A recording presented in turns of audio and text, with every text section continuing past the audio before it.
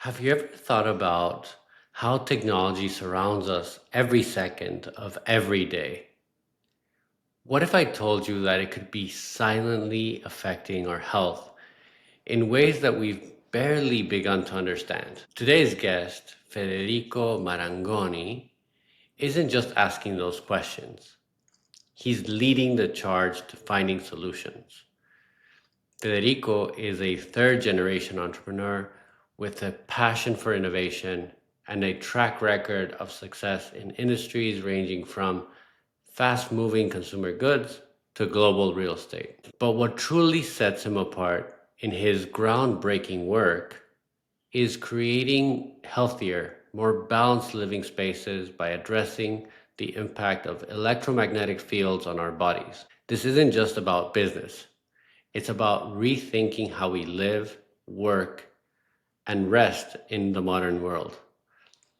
Federico has taken his entrepreneurial spirit global, building a business that is as profitable as it is purposeful. In this episode, we'll dive into his journey, the insights he's gained from expanding globally, and how his vision for healthier living spaces could change the way we think about real estate forever. So, welcome to the podcast, Federico. I'm very happy to have you here. Thanks for having me. I'm very glad to be here. Thanks a lot. Of course. Why don't we start with your story, your background? Obviously, I introduced you already, but what drove you, what inspired you to take this career into international business and operations, and where did your journey begin? Thanks a lot for having me once again. Basically, I have a background, family-wise, we have a background in entrepreneurship, mainly actually in fast-moving consumer goods, which was also my first love. And after my studies, I always wanted to venture into entrepreneurship, but I had to get, I would say, some experience under the belt and went to work into retail for fast-moving consumer goods in the food industry, actually, which was very challenging and very useful for the next path. And after that, I briefly worked within our family business, which was in the fashion retail industry. Liked it, but I quickly felt that I wanted to branch out by myself and see something else. And so I went back to fast-moving consumer goods, but within the chocolate industry. I invested in or bought a company, a small little manufacturer in Geneva, and we created a franchise model from that company where we then opened outlets and retail points across the globe. So we had a good presence in Southeast Asia, in India, a little bit in the Middle East, as well as in Europe.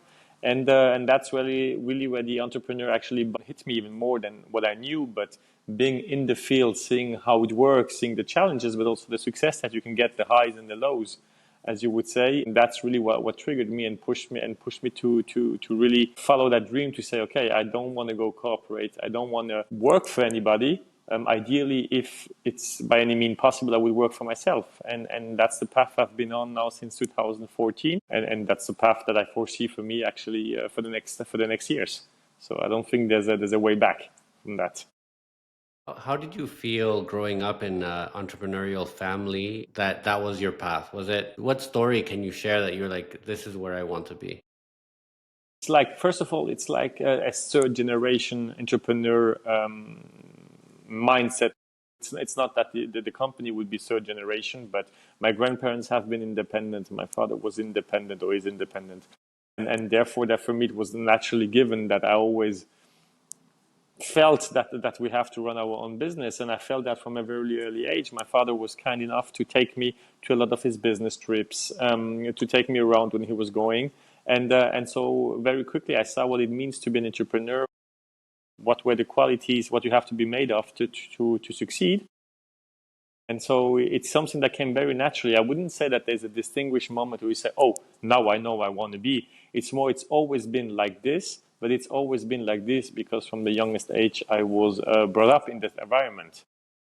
And so it was a natural, actually. It was not something that I had to change my natural liking, I would say. It was like this, and it's always been like this. I always said from the youngest age on, I want to run one day my own company, my own little business, without having the expectation to run a big business. It was more about being independent than having a huge business. It was more do what you want. and don't be listen, or don't be focused on what everybody is telling you. That was a little bit I the like approach. that. I think most people confuse that entrepreneurs have to be unicorns or entrepreneurs have to be the biggest, create the next Facebook, No, but it's not necessarily that. And I agree with you. it's absolutely not what we're aiming for, in the sense of if it happens, it happens, very nice. But I believe it would be completely, it would set wrong expectation to go into any venture or in any entrepreneurship like this. Most entrepreneurs don't succeed or never succeed as they had hoped for. So I think if you can already make a good living for yourself, if you can already have employees, take care of other families, be responsible for that, I think that's a huge achievement. And everything that comes on top of that is basically the cherry on top of the cake. But just to be able to sustain yourself, to have employees and so on, it is already a great achievement. To be the next Facebook, to be the next unicorn, is it great? Yes, it is great, but that's not the driver. I always say as a joke, I really do not care about being the richest person in a place. When 10 people are sitting in a room, I do not have any trigger that says I have to be the richest or the most successful guy in the room. That's not what's driving me. But what I want to be is, I don't want to be the poorest one. That's one thing, okay? But I want to be the one who has a story that is unconventional, the one who did something that is out of the box. That's much more my driver and that's much more measurable for me. Somebody who went a new way, who created his own path. That's much more inspiring than someone who just went the easiest way to make the most money and to have the highest valuation. It's not what I think is the most interesting, to be honest. It's a counterintuitive to, I would say it's starting to become more fashionable to be profitable, but definitely it used to be like, how do we burn money? And burning money was the cool way, but obviously when things tightened up now. It's something that again it goes against all that I have grown up in a family entrepreneur environment where you have to have sound financials and where basically on the end I understand valuations, I understand the trend that was there the last years to lose money to grow your business and so on, and it's okay, but it's never what I wanted. If your cash flow is king, and if you do not have cash flow, in my eyes, in my, call it limited, whatever it is, understanding, then your business is not as successful as it could be. Get the basics correct before talking about being $1 billion company, whatever it is, but you don't have cash flow. It's something that I was never attracted to or was aiming for. It's not the kind of business that I think is, at least not for me. Yeah. I hear you, and I think it's becoming more of a trend of start being profitable as soon as possible, being knowing your finances over trying to go market share, bootstrapping over raising money. It's a different approach. It's for the entrepreneur that wants freedom more than wants to be king, which is different mentality. 100%, and I'm not judging the other way of doing it. It's just not the way that I would be comfortable, or that's not never something I aimed for, to be honest. And why maybe people are changing, or why it's going back to the basics, let's call it. It's also because it's more difficult to raise money. It's more difficult to find investors. The environment has changed, and therefore people have to go back to basics and to show that they have a market fit before anything else. Yeah, I mean, yeah, when you see, especially like take the example of so many companies, COVID that during COVID period blew up. Let's say like home delivery services, food services, and so on, who have been there, who are given huge valuations, and today that the market is going back to something more like it used to be pre-COVID. A lot of these companies are struggling majorly or even shutting down because the valuations that they had were never based on a profitable business model. And yeah, of course, there's a couple of ones being the tech companies and so on that survived that and actually then have become profitable. But how long did it take them to be profitable? Like yeah, ages yeah, and ages. yeah. I think what we're touching is bringing back the basic is becoming more. I don't want to use the word sexy, but it is. It's more. It used to be so boring. Like you could just raise money and go for the $1 billion or have $20 million valuation on with a spreadsheet or a presentation or an idea. But now it's really product market fit, profitability, and then when you could pour gas on the fire, then you can really then it's like even more investable. Investors are more savvy. So it's an interesting approach that you had it even before it was mainstream. Yes. And you attribute it to having parents and grandparents that were entrepreneurs. Yeah, first of all that, and also, but also because I did not grow up in an environment where where let's call it VC money or any growth money for companies was available, or was a common way on how to build your business. Maybe if you grew up in an environment that is like this, it's something that it comes naturally for me. For me, it was never a natural thing to raise money, to grow. No, it's make your own money, then you grow, then maybe someone will join you. But on the end, when you are profitable, why would you have other people join you if you're doing good by yourself? You know, the fact that you have to take people in is when you're not doing so good by yourself, or maybe when you want to go to a stage which is much, much, much higher than your current stage. But this has never been my aim. As I said, I never wanted to be a unicorn. That's not, I mean, if it happens, it happens, but that's not the driver in the morning. Definitely Yeah, not. yeah. You touched something very important, which is something I always ask when I'm offered an investment and they say it's the biggest, greatest thing in the world. I say, why don't they keep it to themselves? You know, like why would you give it to me if it's so good? You know, it's a counterintuitive question, but many entrepreneurs don't realize that investors, we think about this. We think, if it's so good, why are you offering it to me?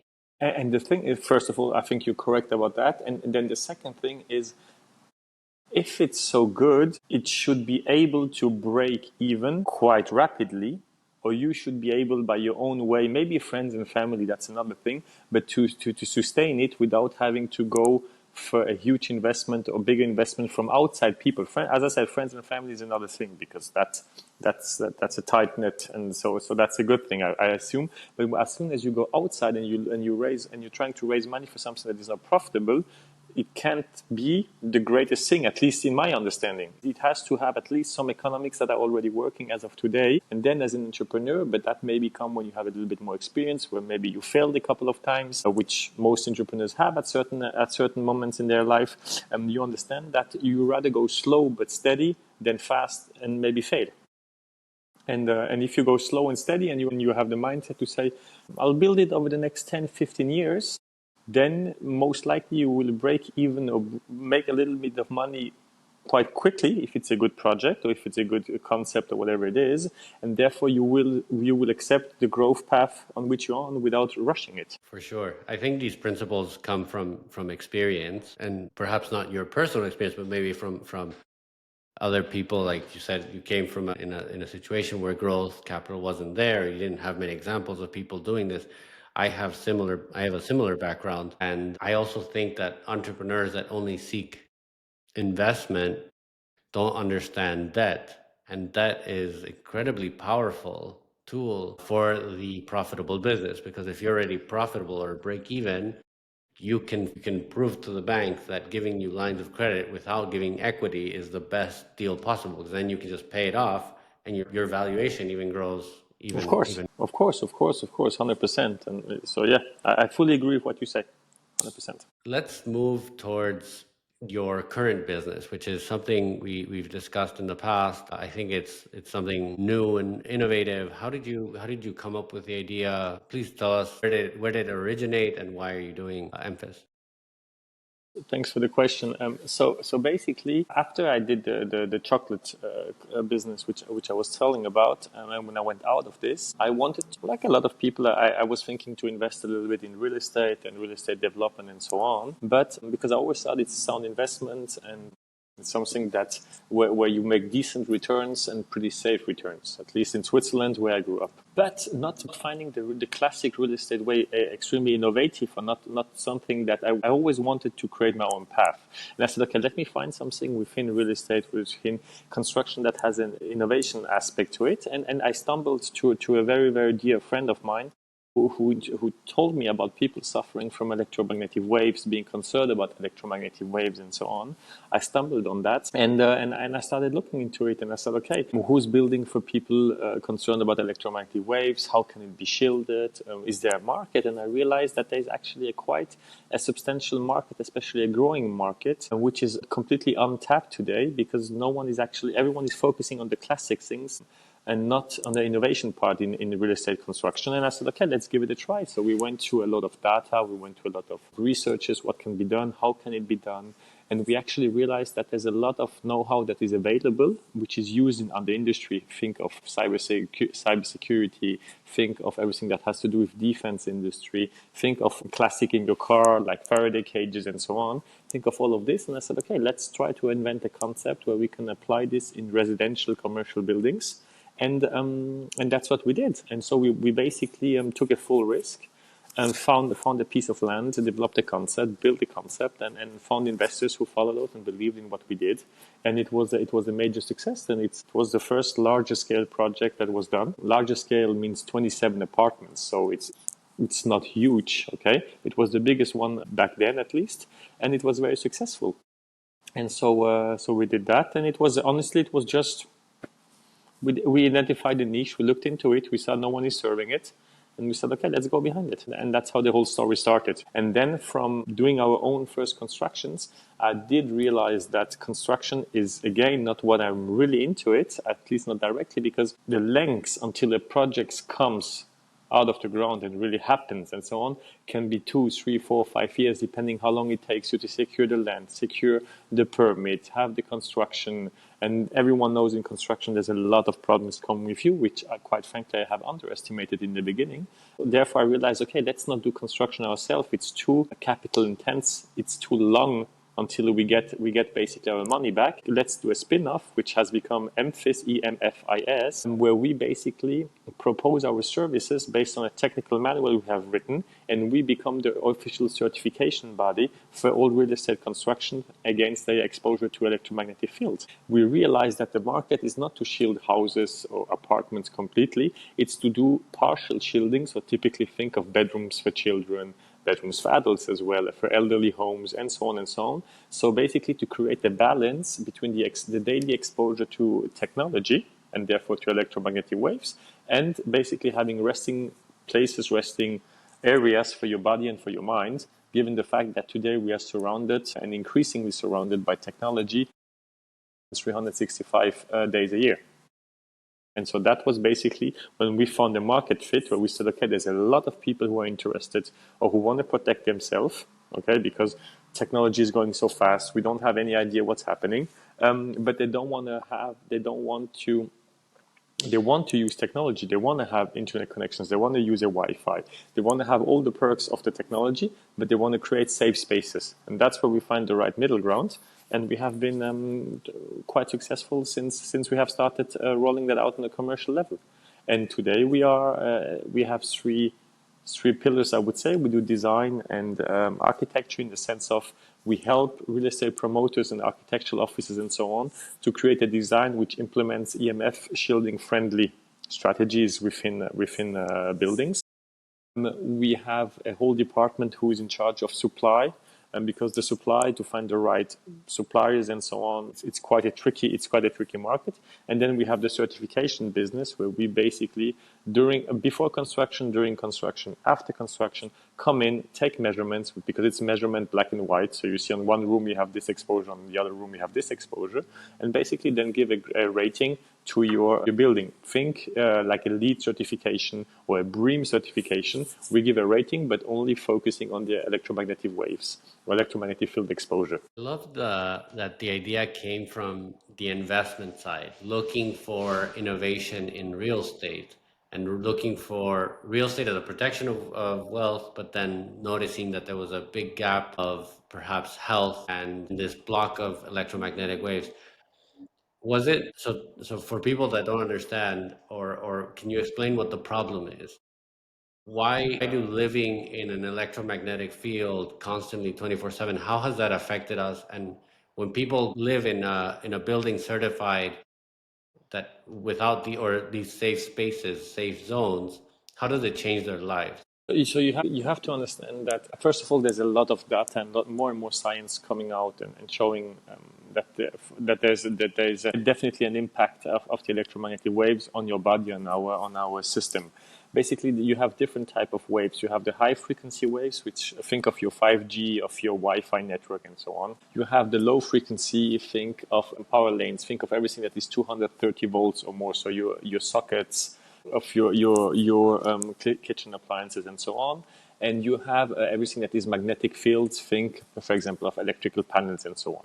All these different fields are linked directly to health problems that we have. They are linked to a fertility problem for men. They're linked to the brain fog that you have in the morning when you wake up, where people are like a little bit foggy, let's call it. They are linked to cardiovascular problems, to cognitive problems, and for example, the low frequency is linked directly to leukemia in kids, and so on. So because they're more vulnerable, and how it works is basically the waves. Think of your microwave. What they do, they heat your tissue system constantly. And think of the microwave where you put a glass of water, and the glass of water will be heated, and therefore the molecules are changing. And the electromagnetic waves function exactly in the same way on your body. They impact that. They basically biohack. They hack your cells and create basically an inflammation, a constant inflammation in your body, which then can potentially lead to cancer, given the fact that we are 70% of water and the fact that these waves always, like your body is constantly inflamed in a slight state of inflammation. And that if it's for 1 hour, if it's 2 hours, it's not a problem. But if it's 24, 365 days a year, it's definitely not bad. And I always give the example, think of technology today. Technology, first of all, is great. People in the beginning, when we were pitching MFIS, people were saying, oh, you're against technology. What's wrong with you guys? And you have to understand technology is very good. But today, technology is like driving your sports car at 500 kilometers per hour on a highway without a seatbelt and without an airbag. We are not saying go back to the horses. Of course not. But what we are saying is, hey, let MFIS be the seatbelt or the airbag. Let us be the thing that gives you a balance to your overday exposure in order for you to rest. No one does nothing every day the same thing. Like you don't go every day to the gym. You don't eat the same food every day. Like a human being need a balance in something. The only thing we don't have a balance is the technology. From the morning you wake up, most people, the first thing they do is grab their phone, and it's the last thing they do at night before they go to sleep. We are here to find a better balance in it. It's so interesting because uh, you are shedding consciousness to how uh, you shouldn't have so much electromagnetic field where you sleep. Like if you're 1/3 of your life, you said 24/7, 365, but it's times 50 years. Of course. It's like you'll definitely see some degree of affectation or something that changes you. The thing is that we don't even see today because the technology advancements are so fast, okay, that we don't even have time to conduct all the studies because you need a certain backlog for each study. You need a backlog 10 years or whatever it is, but if in 10 years, if now they are testing the waves that you are exposed on a 5G, for example, okay? They do that for 10 years, but in 10 years we'll maybe be at 6, 7, or 8G. What do I know about? So we are always constantly a step behind technology improvements, and therefore it's important to create safe spaces, and typically your bedroom where you sleep, where at night it should be a peaceful environment. It should not be something that is stressed, where you have lights, where you have blinking, where you have whatever it is, sounds or whatever. It should be a quiet space where you sleep, and especially for kids. It's important that we understand that, and every doctor will tell you your bedroom is the place to sleep. It's not the room where you hang out, where you watch movies and so on and so on. And if you do that, you have to limit the exposure and you have to limit the time that you do it, because obviously today's society, you are using also technology in your bedroom, but you can wire it in a special way. You can set it up in a way that will limit the exposure tremendously if it's done by the correct way. And let's go back to the investment side, because I think that this idea came from investing. What is your like investment philosophy, and why were you not satisfied when it didn't have this component of perhaps like it was more like an ESG component, or Or it was honestly, it was really clearly an ego thing. if I'm very honest, it was a little bit of an ego thing that I didn't want to do something that everybody else is doing already. I wanted to create a new path, and I said, okay, something that is healthy. I like health. I have a background in sports. I used to play a lot of sports. I believe that what we have today. I'm not a very fond of technology in sense. I use my phone, I use a computer and so on, but I'm not somebody who spends a lot of time on devices. I'm not someone who uses social media. I do not have social media. I'm not in that world. And I said, okay, let's find something that people don't do. And of course, like in every entrepreneur, there's also a part of opportunism where you say, oh, this is a market. I bet on it that this is a growing niche because technology is not here to stay and here to improve. But as much as it improves, as much more people will want to find a balance. And you can see that today. A lot of people are complaining about social media, are complaining about different things, but it's not because it's per se bad, it's because the balance is off. So it was a bet that more and more people will like to find a balance again. And so it was an opportunity which I can totally relate to because I am health conscious and because I am not somebody who's keen to spend hours on a screen. It's absolutely not what I like to do. So that's how we find it. But it's a lucky fit that you have once in your life, I believe. I help a lot of entrepreneurs invest, Mm-hmm. and I am an entrepreneur too, and it's like you can never help yourself. It's like you can never see a problem and not say, is this a problem worth solving? Or you cannot, like, I definitely relate with you looking for things, but then you saw something that made, well, why don't we go and solve this, and you went for it. Let's start talking about the future and perhaps your plan of thinking global. Like, why do you think global? How did that come about? And what advice could you give to people that should think global or shouldn't think global? So it's a very good question. I have always been driven by global. How do you say? My driver has always been to have a global presence. Not only when I'm doing MFIS, but also my previous business. I was always looking to expand, to go to other markets, and so on. So I believe that today the world is accessible to everybody who gives himself the opportunity to basically conquer the world, quote to quote, for lack of a better word. So, and I believe you have to go, especially when you're in a niche market, you cannot focus yourself on one geographic area only, because the niche, in order to sustain the niche, you have to look for opportunities. It's an opportunity driven business. Is where the market is shifting, where the market is innovative, where you find people who are in real estate and who want to do innovation. That's where we have to be. It's no sense for me to insist to do a project in Switzerland, for example, if there's no interest in the market in this, because, for example, in Switzerland, the market is our home turf, and it's a very difficult one because in Switzerland, you have the fact is that in Switzerland, land is very rare. You have approximately 80,000 people who are moving to Switzerland per year, and you have approximately 60,000 new residential apartments, houses, whatever, that are being built. Okay, that means that you have a negative delta of 20,000. What does that mean? That means that the market is, of course, competitive, but on the end, the market is driven by demand, and people do not have to innovate so much in order to sell whatever they are building. So where do we have to go? We have to go in a market that is very competitive, and where you basically, as a real estate developer, real estate promoter, you have to offer something new. You have to be more innovative in order to have an advantage compared to the next person next to you.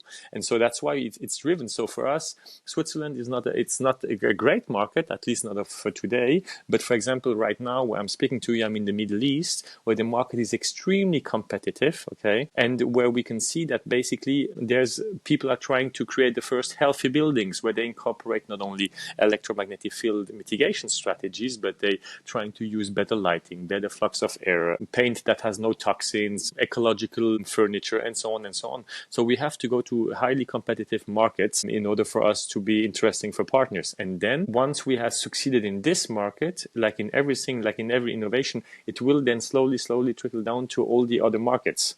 once it becomes a standard. But in the beginning, you have to go where people are asking you to be. There's no sense for me to say, I want to build in Switzerland, or I want to bring my project in Switzerland, but no one is asking for me. Okay, so what to do? Then it's a good idea and that's it. Bad education. I agree with you. And I lived in Switzerland for 3 years, and I remember painting my interior wall Mm-hmm. and then getting knocked by the police, fining me for not having a permit to paint my interior wall.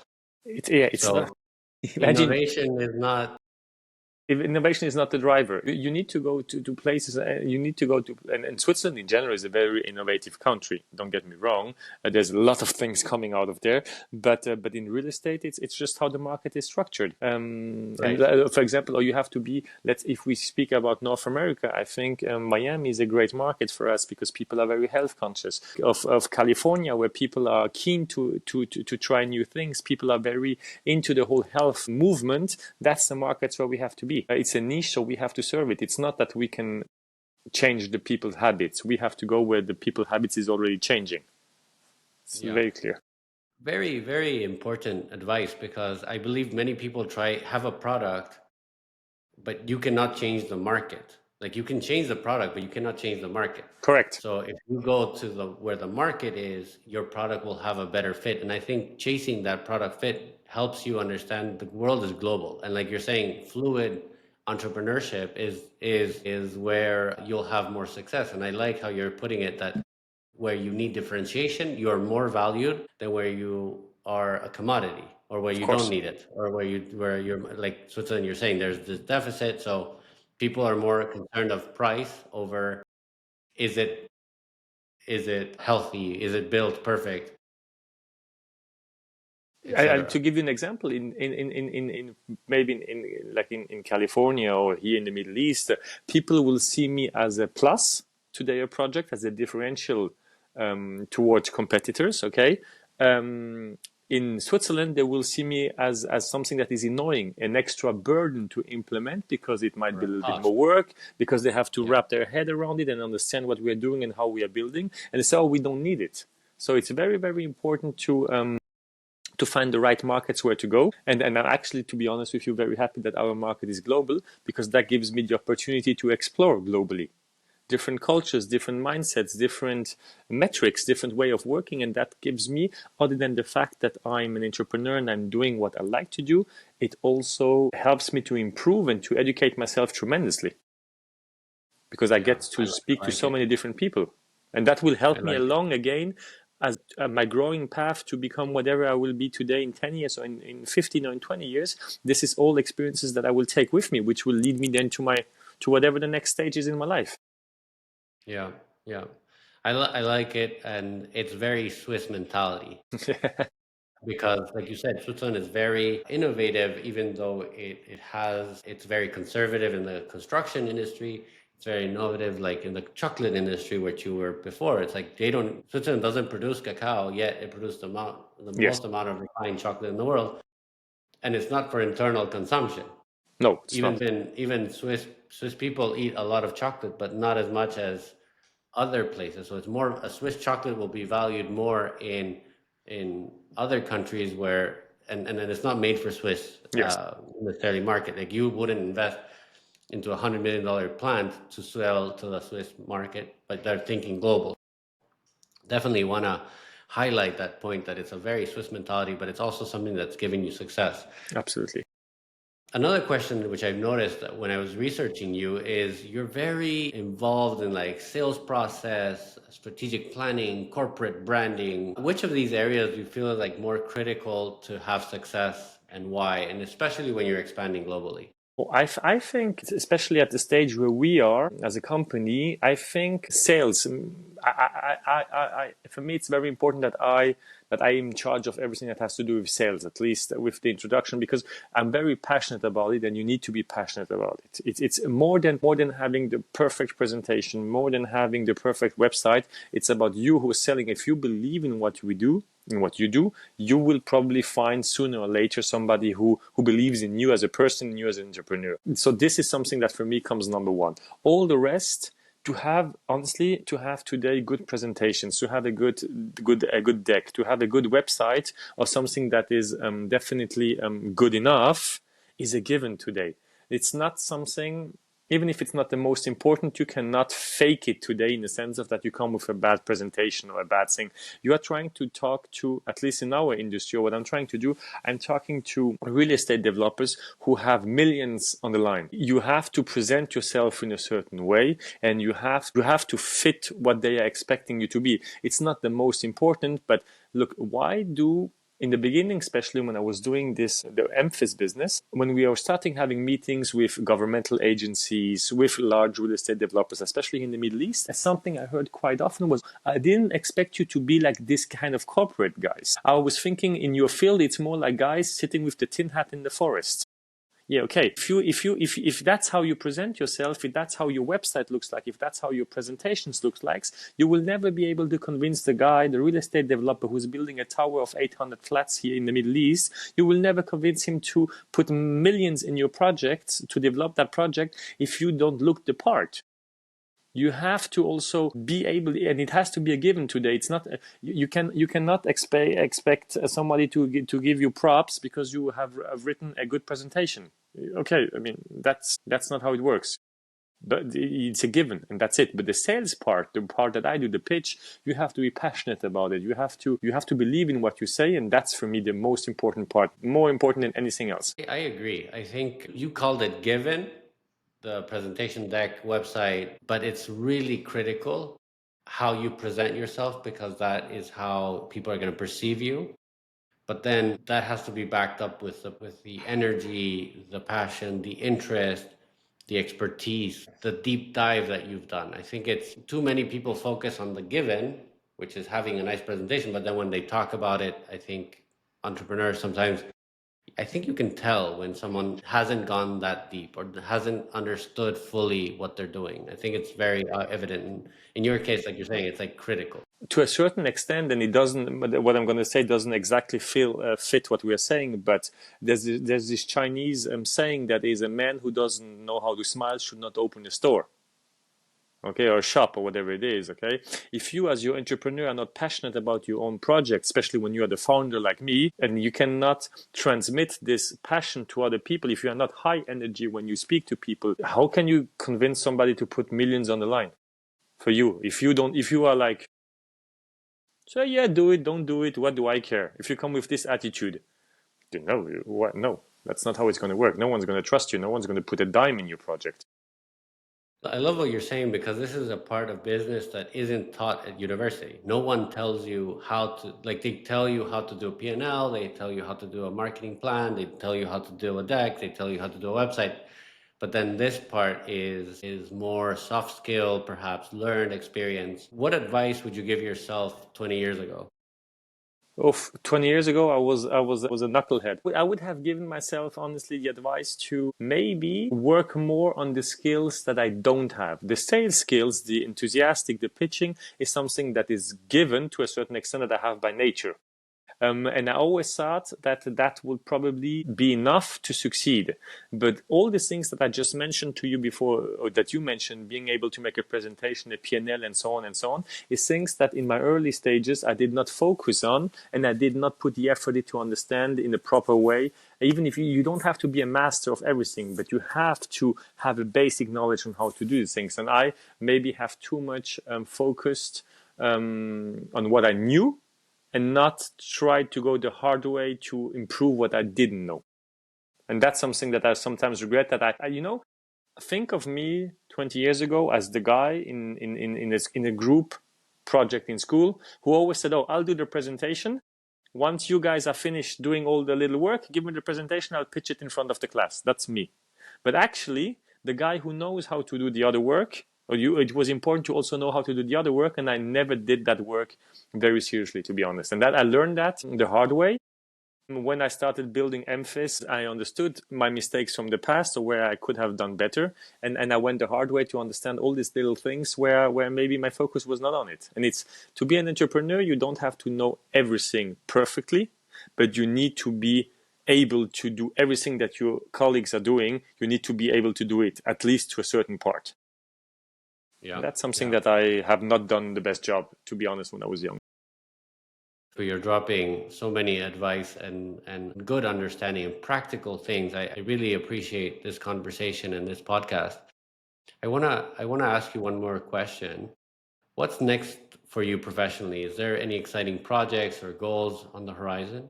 Yes, so look, here in the Middle East, we are talking. So we have a company in Switzerland, and we have a branch in the Middle East. Here in the Middle East, we are now about to create our to work or to build our first tower, where EMF mitigations will be implemented in all the apartments and so on, in the bedrooms for the children and so on. So this is first really big project that will put you in a completely different.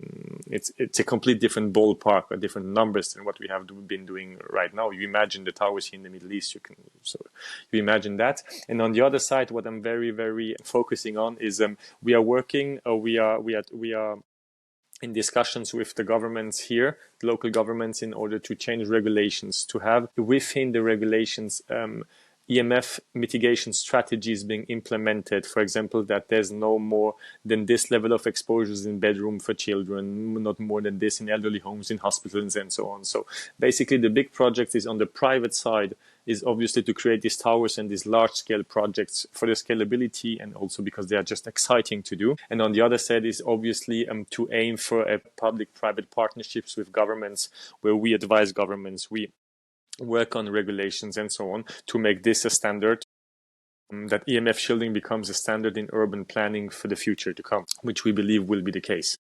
Not only here in the Middle East, but globally, more and more awareness is created around that. And as today nobody is smoking anymore, or at least everybody knows that smoking is not a really good thing, I believe that today or I hope, or my goal is that today in 10, 15, 20 years, it takes how long it takes, people will know, okay, constantly exposed without having any balance is not the best way, and therefore regulations needs to be changed. And that's what we're advocating for, and that's what we're pushing for. And that is, to be honest with you, a much bigger driver than the economical. So the monetary part, this one is the main driver, to be able to change something where you leave a mark, where you say, okay, we did something under the umbrella of government, so we will not make the most money, but we did something that changed, that improved society, and that created awareness. And the educational part is actually much more exciting than the financial part. Love it, love it. Very big fan of what you're doing. We had a conversation a few months ago, and you gave me a few tips of how to eliminate my exposure, and I've been more conscious about it. And I hope everybody that heard this is already more conscious. So we'll definitely keep tabs on what you're doing and keep in touch, because I think what you're doing is very incredible. And I believe the same. Once 20 years time, we're going to think, why were we doing this to ourselves? Like, it's so clear, the connection, but we didn't know. And you are giving us knowledge. So thank you for that. Thank you for having me, and thank you for the opportunity to speak. And yeah, and I'm tremendously grateful for giving me a platform to speak our truth. Of course, of course. This was a class of entrepreneurship, a class on how we need to think and invest our time. And it's not about the money, it's more about the impact. It's more about finding a need, it's finding freedom. It's not necessarily the opposite, which everybody thinks, like, let's start a new Airbnb or let's start the next Facebook. It's not that. It's really, how do you solve a problem? How are you free, independent from the system, so that you can improve the system? So I think it's incredible. Thank you again for being here. Thank you so much for having me. I appreciate it so much. Of course, of course. Thank you. Thank you, everybody.